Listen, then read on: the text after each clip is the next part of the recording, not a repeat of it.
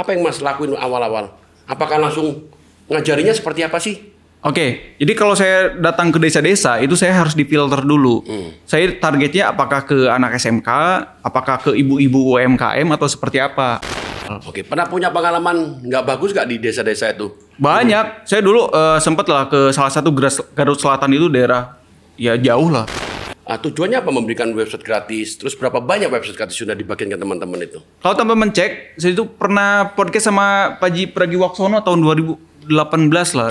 Oh ya, aku lihat itu kena sempat viral katanya itu. Iya. Yang game Palestine Freedom itu ceritanya gimana itu?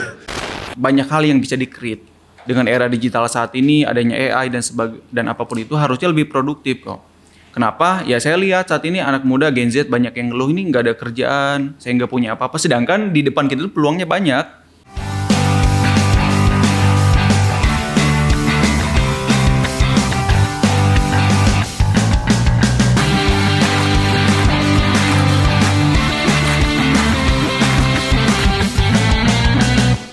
Oke, siap. Komandan-komandanku hari ini ketemu lagi di Kompas Podcast. Hari ini dengan salah satu inspirasi juga nih. Aku taunya Mas Yusef tuh dari ngetek aku jujur aja. Oh iya. Iya kan? Aku juga kan sering nge-DM dari awal dari tahun 2020 udah kita saling DM. Iya, tapi waktu itu kan memang terakhir aku jarang lihat DM karena kan kesibukan kan. Asik. Event konten aja nih mulai lagi nih pelan-pelan. Iya. Tapi yang aku ingin tahu nih Mas, dari yang kemarin kamu tag itu kan menurut saya cukup inspirasi dan banyak membantu anak-anak di pedesaan nih. Tapi sebelum sampai ke sana, boleh nggak profiling dulu nih? Oh iya. Namanya siapa, sekolah di mana, terus keahliannya apa nih? Kok bisa sampai ke pedesaan-pedesaan itu? Sebenarnya kalau background saya di IT. Oh ya, fokus pengembangan teknologi. Memang backgroundnya sebagai programmer, cuma kan sekarang berkembang untuk pengembangan bisnis. Tapi kata orang, saya itu dianggap anak IT yang tolol. Kenapa? Karena dari skill dan ekosistem yang ada ya harusnya saya sekarang di Eropa atau memang di kota besar. Tapi malah sekarang ada di desa. Kenapa? Karena untuk pengembangan digitalisasi yang ada di daerah. Backgroundnya di IT itu lulusan mana, Mas? Kalau aku dulu D3, S1 sama S2 itu memang di Garut sama di Bandung. Cuma dulu, berarti anak Garut nih ya? Anak Garut. Kemarin aku baru beli jaket Garut. Nggak kalah sama Elvi. Berarti salah satu yang anak Garut yang bagus beliau ini juga nih. Berarti di Garut banyak orang bagus. Iya, kan kalau orang Garut kebanyakan kan jaket, dodol, tapi kan IT-nya juga ada. Oh, ada juga. Ternyata baru tahu ada hari ini IT. Saya taunya cuma es campur, es Garut. Kemarin baru tahu leather. Ternyata leathernya tuh halus banget, kayak LV, kayak nggak kalah lah sama LV.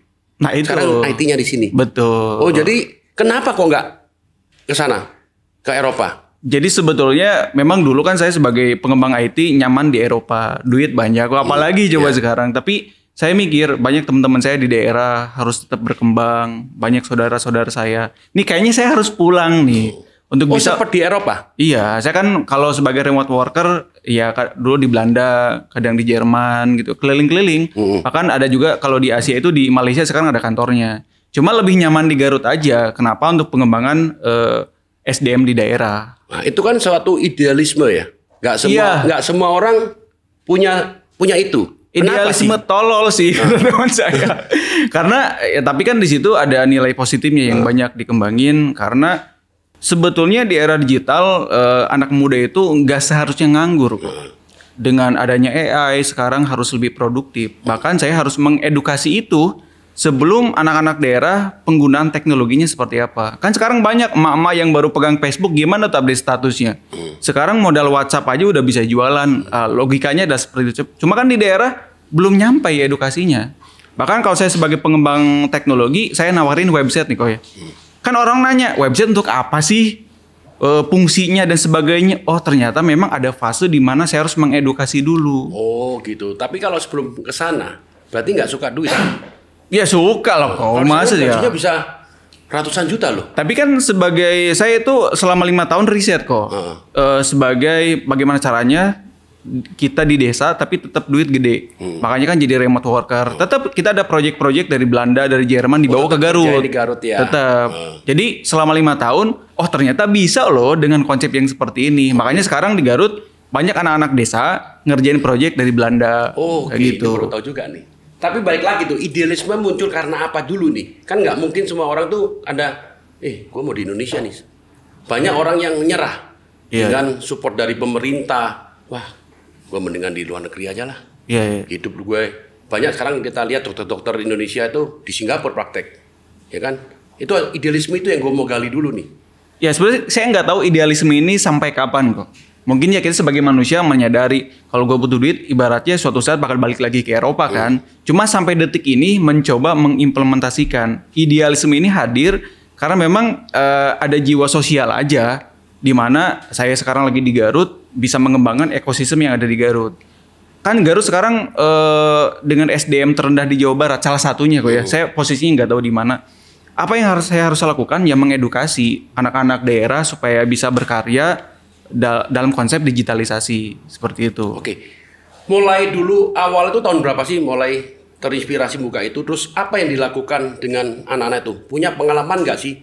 Wah, awal-awal susah banget nih. Orang nggak ngerti internet zaman dulu iPhone aja nggak bisa pegang. Iya betul. Sebetulnya awal itu tahun 2012 itu udah mulai kok. Jadi aku dulu pas kuliah memang suka aktif ngajuin program ke pemerintah, didanain dan sebagainya sebagai program kreativitas mahasiswa lah. Tapi duit itu saya gunakan untuk pengembangan ekosistem di lokal juga. Contohnya dulu saya bikin namanya aplikasi Aksara Sunda kok. Pertama itu di Play Store. Viral tuh jutaan download. Duitnya kemanain? Dipakai untuk pengembangan daerah juga. Masalahnya adalah ada orang-orang daerah yang nggak bisa nyalahin keyboard juga. Ini pakai mouse gimana, nyalahin komputer gimana. Tapi saya ajarin. Dan sekarang kerja mereka ada yang di Singapura, ada yang kerja di Belanda dan di negara-negara yang lain. Oke, itu kan termasuk salah satu namanya social education teknologi lah saya sebut itu. Itu kan dalam arti kan kerja untuk orang-orang sosial, ya kan. Itu dapat duitnya dari mana itu? Nah sebenarnya kalau kita ngomongin bisnis, tetap kan saya juga harus hidup kok. Ada beberapa core bisnis yang saya juga jalanin. Contoh kita saat ini ada jualan software, jualan hardware dan sebagainya. Dan apapun itu banyak lah yang bisa dimonetisasi. Cuma kita subsidi silang aja. Bagaimana activity bisa berkembang, tapi bisnis juga bisa berkembang. Tepuk tangan dong ini. Iya. Nggak semua orang kayak gini loh, jujur aja ya. Biasa orang kalau udah masuk duit, udah diem-diem aja. Kayak si Gobel diem-diem aja. Nah, ini masih disalahin lagi untuk sosialnya, ya kan? Iya, karena sekarang kok saya juga sekarang kemarin di Instagram banyak yang ngomen, ujung-ujungnya jualan kelas enggak kok. Jualan kelas iya saya ada, cuma dari dana pendanaan jual kelas itu saya gunakan untuk aktiviti sosial juga. Nah, itu banyak orang yang nggak tahu, ya kan? Nah, terus dari peran pemerintah ada nggak pemerintah kontak Mas Yusef, saya ikut dong partisipasi, ada nggak sih pemerintah? Sampai detik ini saya terbuka untuk siapapun kok, untuk pemerintah. Bahkan kalau ngelihat teman-teman record saya di Google kan banyak tuh berita-berita saya dapat penghargaan A, B, dan C dan Z lah. Karena saya mendukung pemerintah untuk pengembangan pendidikan dan teknologi di daerah. Ada program-program ya udah kita kolaborasi aja. Ada juga yang komen, ngapain sih gabung sama pemerintah ribet-ribet, tapi saya nggak begitu. Terbuka aja dengan siapapun. Saya kolaborasi dengan preman, dengan siapapun, yang penting positif, ya udah dilakuin aja. Oke, punya pengalaman nggak di lapangan pedesaan itu awal-awal mulai itu? Sampai hari ini pun, ada nggak masih yang nggak ngerti komputer? Terus, apa yang Mas lakuin awal-awal? Apakah langsung ngajarinya seperti apa sih? Oke, jadi kalau saya datang ke desa-desa itu saya harus difilter dulu. Saya targetnya apakah ke anak SMK, apakah ke ibu-ibu UMKM atau seperti apa. Anggaplah saya datang ke suatu desa ngajarin ibu-ibu untuk go digital. Berarti saya ajarin bagaimana cara bikin konten, bikin jualan online dan sebagainya. Outputnya saya kasih website dan sebagainya. Gitu. Jangan sampai kita kasih website tapi mereka nggak bisa pakai, kok kan bahaya. Nah itu, tapi masalahnya adalah ya pengetahuan orang-orang desa kan masih agak low gitu. Tapi perlahan aja diedukasi. Sekarang alhamdulillah beberapa orang yang ada di beberapa daerah itu ibu-ibu bisa ngahasilin uang dari digital. Oke, pernah punya pengalaman nggak bagus nggak di desa-desa itu? Banyak. Saya dulu sempet lah ke salah satu Garut Selatan itu daerah ya jauh lah. Pokoknya jalan juga agak capek gitu. Di sisi lain pernah hampir kecelakaan karena memang medannya cukup luar biasa. Masyarakatnya nggak welcome. Kita udah bawa laptop 10 mau ngajarin, nggak ada yang datang kok. Ada juga gitu. Ada yang datang. Ngapain sih pada kesini ribet-ribet? Ya saya baru nyadar ternyata niat baik kita tidak selalu diterima juga baik oleh masyarakat gitu. Punya pengalaman itu juga ya. Jadi nggak semua orang maksudnya kita niat baik tapi dia mau ikutan. Iya, kadang kemarin pas lagi pilkada kok ini mau nyolenin bupati ya bikin kegiatan begini-begini lagi nyalon legislatif. Enggak, saya memang mau view aja sosial. Oh, jadi memang ada pikir ini ada udang di balik batu gitu ya. Iya. Model nyalonin itu. Betul. Karena kan lagi rame pileg juga Ya, kemarin. terus waktu awal-awal ngajarin tuh ada nggak sih ya yang wah Mas terima kasih banyak tadi Mas sempat ngomong aduh udah ada yang di Singapura udah jadi program. Ada nggak sih? Ada sampai detik ini alhamdulillah teman-teman yang awalnya ada salah satu anak itu dari SMK jurusannya pertanian kok. Dia anak SMK pertanian. Saya ajarin IT jadi programmer dan apapun itu sekarang dia ngerjain beberapa handle project besar nasional kayak project dari Kementerian Keuangan dan apapun itu. Mereka support itu. Jadi secara profesionalitas mereka udah pro banget meskipun tinggal di desa gitu. Ada yang kontak-kontak yang seperti itu. Oh, terkait dengan kan aku dengar juga tadi kan bikin website gratis. Tujuannya apa memberikan website gratis? Terus berapa banyak website gratis sudah dibagikan ke teman-teman itu? Kalau teman-teman cek, saya itu pernah podcast sama Pak Pragiwaksono tahun 2018 lah. Itu mulai website gratis untuk UMKM itu 2018, 2017 lah. Sampai 2024 berarti udah berapa tahun tuh kok? Ya udah ribuan, udah 3.000 web gratis UMKM udah di-create. Tapi memang kebanyakan kok. Ada juga yang udah nggak aktif karena nggak dipakai. Oh, jadi kadang-kadang kan itu tergantung individu masing-masing lah. Betul. Udah diajarin, disiapin, tinggal kamu mau lanjutin apa enggak. Betul. Ya kan, tapi kalau memang nggak lanjutin ya berarti kan itu kan Ya kembali lagi ke mereka. Tapi saya juga suka disclaimer dari awal. Mau dipakai enggak websitenya? Mau ya udah dibuatin. Tapi juga kan enggak semua UMKM saya ACC kok. Ada juga UMKM yang kaya-kaya kan. Ya itu enggak di ACC sama saya. Oh, jadi kalian Mas selain bikin website, apalagi bikin game? Bikin game. Ada game-game apa aja yang dibikin tuh? Jadi awal saya berkembang itu bukan ke website malah. Jadi dulu tuh dari 2011 itu sebagai game developer. Dulu bikin game, bikin aplikasi di Play Store, bikin konsep bisnisnya sama Google aja. Tapi udah enggak karena akunnya udah di-banned sama Oh Google. ya, aku lihat itu kena sempat viral katanya tuh. Iya. Yang game Palestine Freedom itu ceritanya gimana itu? Kenapa sih bikin itu? Tujuannya untuk apa? Ya kan sempat viral juga kan. Betul. Jadi 2017 itu Palestina itu lagi rame-ramenya waktu itulah. Saya sebagai jiwa muda loh kok ya. Udahlah ingin mengedukasi tentang perdamaian. Jadi dibikin game seperti itu. Cuman Google berpendapat lain bahwa game ini menimbulkan sesuatu hal yang berbisa negatif dan apapun itulah. Akunnya di-banned sama Google. Semuanya. Jadi ada ratusan aplikasi game di situ semuanya kehapus. Jadi nggak cuma gara-gara itu semuanya dihapus. Hapus, makanya orangnya di-ban ya? Iya. Saya di-ban juga gitu. Ke luar negeri ke beberapa negara gara-gara itu nggak bisa sampai detik Oh, ini. bisa juga. Iya. Berarti mereka udah connect mungkin saya tahu nama user. Mungkin Iya, nggak tahu. Tapi intinya adalah dari 2011 sampai 2017 bisnisnya sama Google bikin apps lah ya sebagai ya kita nyari duit dari AdSense dan sebagainya. Pas dari 17 di stop, saya pindah memang jadi IT konsultan atau yang lainnya lebih ke bisnis human to human. Karena sama Google kan nggak ngerti juga, lu salah ya salah apa nggak tahu saya. Karena hak dia juga, dia Nah, yang punya. itu. Dia yang punya kan.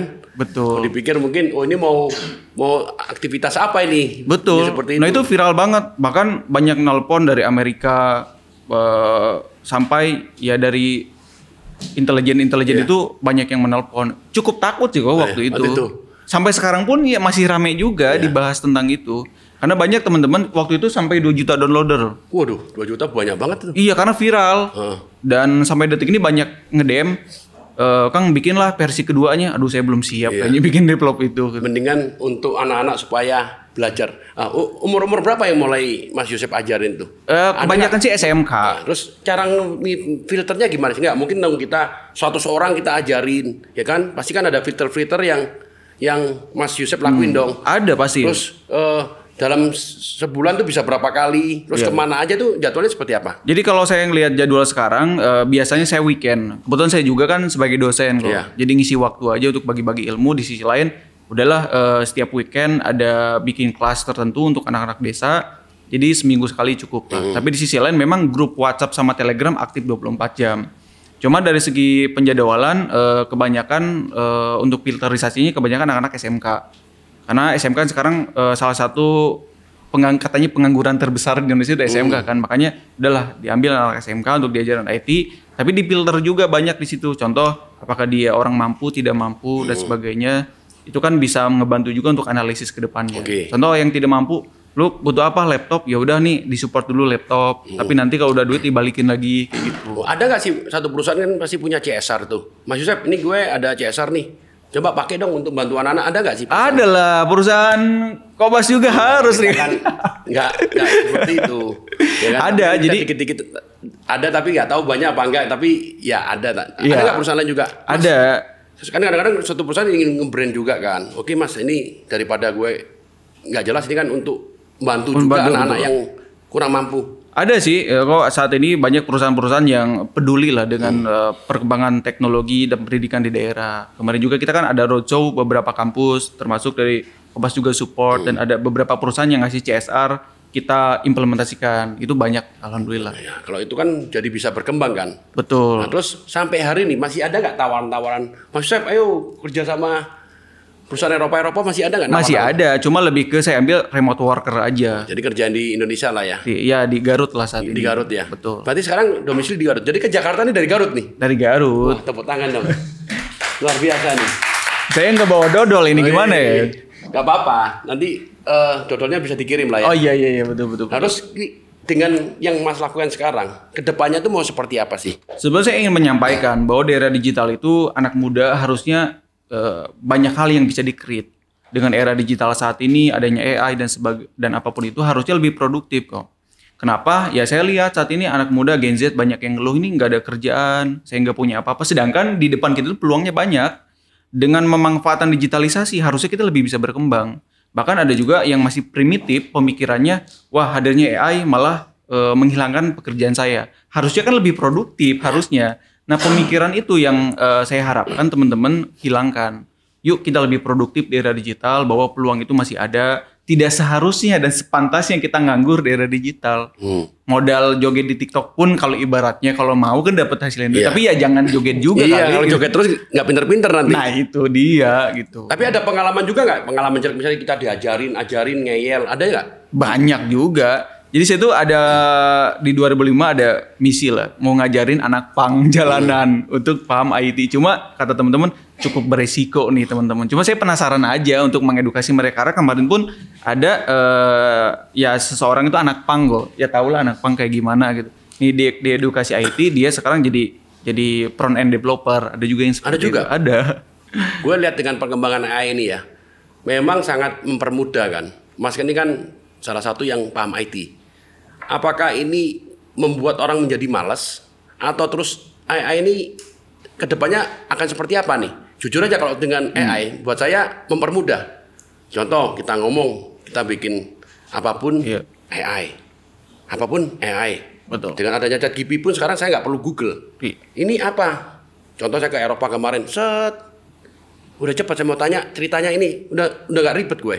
Nah, ke depan nih sebagai anak yang nonton ini bisa dimanfaatkan sebagai apa sih? Kira-kira menurut Mas Yusef 5 tahun lagi ini? Betul. Kalau kita melihat teknologi, kita harus melihat dari dua kacamata. Memang teknologi itu diciptakan kan dari Perang Dunia Kedua kan. Memang ruh teknologi itu dari perang kan. Cuma kalau kita melihat dari sisi positif saat ini, ya digunakan untuk bagaimana bisa scale up skill kita, kemudian bisa upgrade dari segi pengembangan apa dari segi finansial dan lain-lain. Jadi saat ini saya melihat bahwa AI itu memiliki potensi yang besar kok. Tergantung dari kreativitas kita.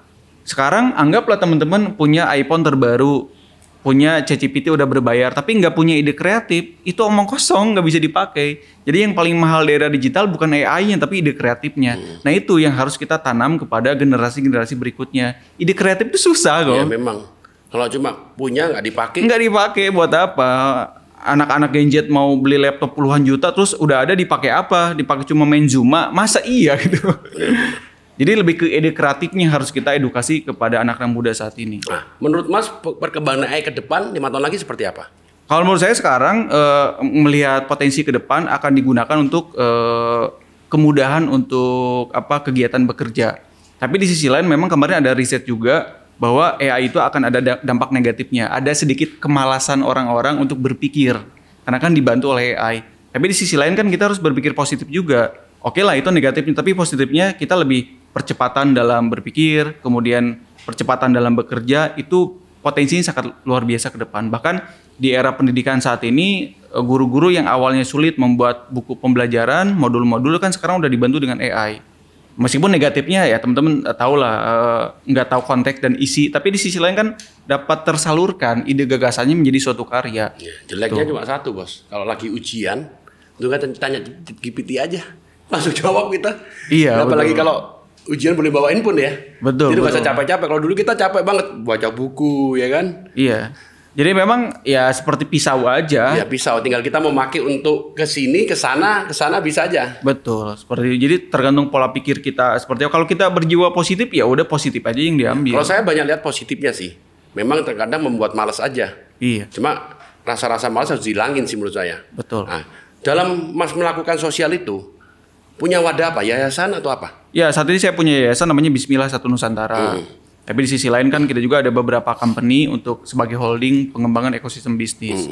Nah, dengan program Work From Desa, namanya Work From Desa. Work From Desa. Jadi saya mengkampanye orang-orang, ayolah kerja di desa saat ini, kok banyak peluang di desa-desa, jangan sampai kita nganggur tapi di peluang di desa pun banyak. Nah, saya campaign itu saat ini, Pak. Karena kan contoh di Garut pariwisatanya oke, UMKM-nya oke. Lu tinggal bawa handphone, live TikTok pun udah bisa ngasilin duit kan, begitu ibaratnya. Nah, itu yang saya campaign kepada masyarakat melalui yayasan ini. Oh, ya justru edukasinya itu yang di awal menurut saya penting ya. Betul, Mas. Karena kalau kita kasihin pun nggak diedukasi, nah makanya dipikirnya orang juga, oh Mas ini buka kelas sih dapat duit. Banyak orang kan mengira gitu pasti. Betul. Padahal Betul, kan edukasinya yang penting. Kalau Betul. kita nggak edukasi handphone pun dia nggak bisa pakai, ngapain? Betul. Ya contoh kita lah, roadshow ke sekolah-sekolah. Ketika COVID, oh ini loh ada sistem e-learning, tapi ke sekolah nggak bisa bikin konten, nggak bisa pakai, ya itu nggak dipakai. Benar. Ada fase tertentu sebelum kita menerapkan teknologi, edukasi dulu kok. Iya. Indonesia itu masih di tahap itu saat ini. Saat ini kan edukasi itu yang paling penting justru. Iya betul. Nah, dari pengalaman Mas waktu di lapangan itu kan pasti kan harus punya laptop. Dan banyak di pedesaan itu kan juga nggak punya laptop. Itu yang Mas lakuin apa Mas Yusef? Ya pertama kita koordinasi dengan para stakeholder lah. Contoh kita juga ada brand company yang bisa mensupport itu. Bisa nggak sewain laptop atau pinjemin, itu ada juga yang minjemin laptop untuk dipakai untuk edukasi. Tapi di sisi lain juga kita pun kalau ada program namanya ya udah kita ajarin, kita support laptopnya, tapi kalau udah untung dari pekerjaan ini nanti dibalikin laptopnya atau dibeli. Ah, mungkin kalau teman-teman nanti yang lihat nih ya mau ikutan ini, bisa kontak ke siapa itu? Ya di Instagram saya di @oyusep aja. Di situ ada link untuk register dan semua ada informasinya di situ. Kan banyak juga kan pasti teman-teman yang punya hati lah. Gue punya ini daripada nganggur gue sumbangin lah. Betul, nah itu. Betul. Ya kan banyak kan. Mau 2, mau 3 kan. Kalau 10 orang udah 30. Betul. Udah bisa berguna untuk adik-adik kita kan. Ya bahkan kemarin ada yang lucu kok. Ada yang komen di Instagram. Udah ngasih apa sih ke negara ini gitu. Saya bilang, aduh saya juga hampir mati dulu di Laut Sulawesi karena mengedukasi IT. Saya pernah juga kayak gitu loh. Jadi intinya adalah ya untuk bisa mengimplementasikan ini butuh kolaborasi.